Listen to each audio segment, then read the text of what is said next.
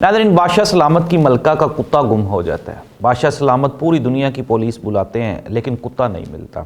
Bill आखिर एक इंतहाई जो चालाक वज़ीर होता है वो बादशाह सलामत को कहता है, जी आप ना पंजाब पुलिस को बुलाएं, पंजाब पुलिस आपके मलका का जो कुत्ता है ना उसको बासानी ढूंढ लेगी। बादशाह सलामत पंजाब पुलिस को बुला लेता है और वही होता है जो कि वज़ीर ने कहा होता है। 1 घंटे के बाद पंजाब पुलिस के आला अफसरान वो एक खरगोश को पकड़ के बादशाह सलामत के पास ले आते हैं और आके कहते हैं, देखें बादशाह सलामत, हमने आपका कुत्ता ढूंढ लिया। बादशाह सलामत बड़ा हैरान होता है। वो कहता है, यार ये तो खरगोश है, ये तो कुत्ता है ही नहीं। वो पंजाब पुलिस के जो आला अफसरान होते हैं वो कहते हैं, बादशाह सलामत ये कुत्ता ही है, आपको खरगोश लग रहा है। वो कहता है, बादशाह सलामत कहता है, यार मैं इतना बेवकूफ़ तो नहीं हूँ। वो जो पुलिस वाले होते हैं वो कहते हैं खरगोश से, देखें हम आपको ये साबित करके दे सकते हैं कि ये जो खरगोश है ये कुत्ता ही है। तो खरगोश को कहते हैं कि देखें हम आपको इसी से बतला देते हैं कि ये है क्या। अब खरगोश जो है वो बेचारा मासूम वो बोलता है और कहता है, बादशाह सलामत मैं कुत्ता ही हूँ। तो नाज़रीन, जाहिर सी बात है, पंजाब पुलिस के बारे में मशहूर है कि पंजाब पुलिस खरगोश को कुत्ता बना सकती है। हरबई इतने हमारे पास आला आला हैं। तो अब ख़बर ये है, बहुत बड़ी और अफसोसनाक ये ख़बर है कि 900 पख्तूनों को पंजाब की मुख्तलिफ़ जेलों में ट्रांसफ़र करने का प्लान बनाया गया। ये 900 पख्तून वो हैं जिनको डी चौक से गिरफ़्तार किया गया था एहतजाज के दौरान। एक तरफ तो हुकूमत कहती है जी रबड़ की गोलियां चलाई, हवाई फायरिंग हुई। पहले तो कहते थे कि फायरिंग हुई, फिर कहते नहीं हुई, फिर अब कहते हैं रबड़ की गोलियां चलाई थी। और हुकूमत ने यह भी चैलेंज किया पाकिस्तान तहरीक इंसाफ को कि अगर गोलियाँ लगी थी तो आपकी बॉडीज़ में गोलियाँ होंगी, तो वो गोलियाँ आप निकाल कर ले आएँ, फिर हम उनका फ्रांसिक कर लेते हैं। इट मीन्स दैट कि वही पंजाब पुलिस वाली सारी कार्रवाई है। ख़बर ये है जो मैंने आपको शुरू में भी दी कि 900 पख्तून ये बेचारे मज़दूर पख्तून हैं जो कि रेडीबान हैं और मुख्तलिफ़ कारोबार करते हैं KPK में, लेकिन डी चौक पे आए एहतजाज करने के लिए। उनको वहाँ से गिरफ़्तार किया गया। अब किसी को लाहौर, किसी को गुजरात, किसी को जहलम, किसी को चकवाल, मुख्तलिफ़ जेलों में इनको ट्रांसफ़र किया जा रहा है। और ये जो 900 पख्तून होंगे इनके साथ क्या बीतेगी ये हम सब लोग जानते हैं कि अगर फॉर एग्ज़ाम्पल कहते हैं जेल तो जेल होती है, अगर आप अपने भी मोहल्ले की जेल में हों तो भी आप परेशान होते हैं। तो फिर ये जो पख्तून जो KPK के हैं इनको जब पंजाब की जेलों में ट्रांसफ़र किया जाएगा तो इनके साथ क्या होगा इसका अंदाज़ा हम सब लोग लगा सकते हैं। असद कैसर ने ये इंकशाफ किया अभी चंद लम्हात पहले।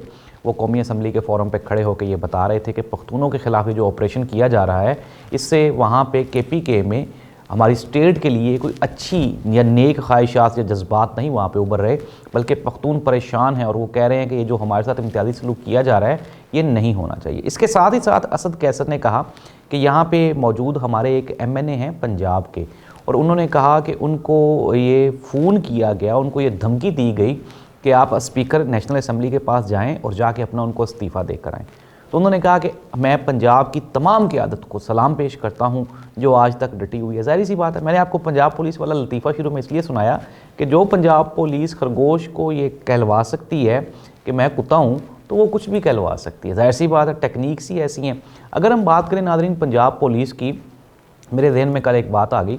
मैंने कहा यार देखें ये जो IG पंजाब साहब हैं ये कितने लंबे अरसे से अभी तक उसने कंटिन्यू किया हुआ है। क्या ये कोई पंजाब में वो जो क्राइम रेट है क्या वो ज़ीरो हो गया? नहीं, बिल्कुल भी नहीं। लेकिन क्या है कि पॉलिटिकली बड़े खूबसूरत ये लोग यूज़ हुए हैं। चीफ सेक्रेटरी पंजाब और IG पंजाब, इलेक्शंस की बात हो, फिर उसके बाद पाकिस्तान तहरीक इंसाफ के ख़िलाफ़ ऑपरेशंस की बात हो, फिर एहतजाज को रोकने की बात हो, तो बेहतरीन परफॉर्मेंस है IG पंजाब की। और जाहिर सी बात है इसलिए वो सस्टेन भी कर रहे हैं और आगे भी वो करते रहेंगे अनटिल अनलेस। ये कहा जा रहा है, ये भी एक बड़ी खबर मैं आपको दे रहा हूँ कि चीफ सेक्रेटरी पंजाब जब ओहदे से हटे तो वो बाहर, ये IG पंजाब साहब भी जब ओहदे से हटेंगे तो उससे पहले उनके लिए बाहर कोई सिफारत का उनका मौसर इंतज़ाम कर लिया जाएगा।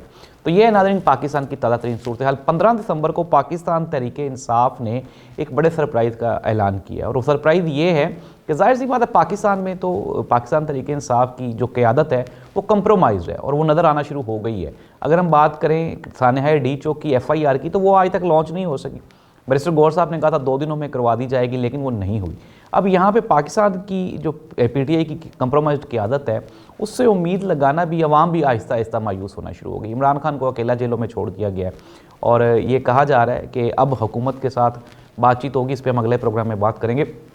15 दिसंबर को पाकिस्तान तहरीक इंसाफ ने लंदन, अमेरिका और पूरी दुनिया में उन्होंने जो सानहा डी चौक के शोहदा हैं उनको खराज तहसीन और खराज अकीदत पेश करने के लिए 15 दिसंबर को एक प्लान किया है कि पूरी दुनिया में वहाँ पे उनके लिए इज्तिमात किए जाएंगे, वहाँ पे उनकी मग़फ़रत के लिए और उनके दर्जात की बुलंदी के लिए दुआ की जाएगी और फिर उसके बाद एहतजाज भी किया जाएगा।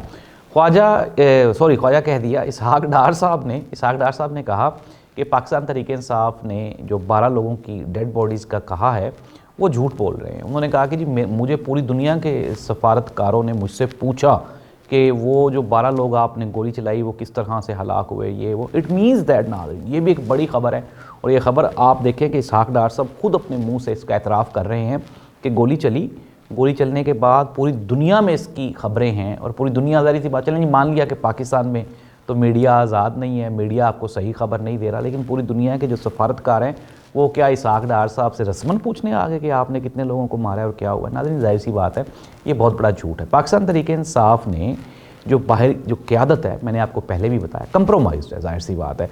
ये हुकूमत के करीब कुर्बत चाहते हैं, ये एस्टेब्लिशमेंट के करीब होना चाहते हैं, लेकिन जो मासूम लोगों का खून बहा और जो इतने 900 के करीब पख्तूनों को आप अब जेलों में मुख्तलिफ ट्रांसफ़र करने जा रहे हैं, तो ये एक लम्हा फ़िक्रिया है, इस पर हुकूमत को गौर करना चाहिए।